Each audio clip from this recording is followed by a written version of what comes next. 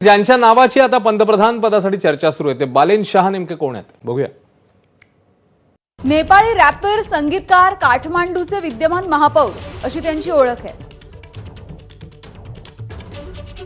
नेपाळच्या राजकारणामधील तरुण चेहरा आहे।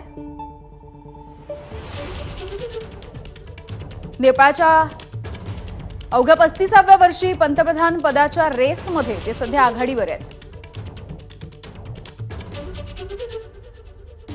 पहिले राजकारणी ज्यांनी जेनझी आंदोलनाला पाठिंबा दिला असे बालेन शाह। एकीकडे नेत्यांची घरं जाळत असताना बालेन शाह यांच्या नावानं आंदोलकांनी जोरदार घोषणाबाजी केली आहे। लष्करानं ताबा घेतल्यावरती बालेन शहांकडे अंतरिम पंतप्रधान पद जाऊ शकतं। आंदोलन जेनझी म्हणजे तरुणांनी हाती घेतलं। तरुण पंतप्रधानांची त्याचमुळे आता चर्चा होतीये। 2022 मध्ये अपक्ष लढलेले बालेन शाह हे काठमांडूचे महापौर झाले।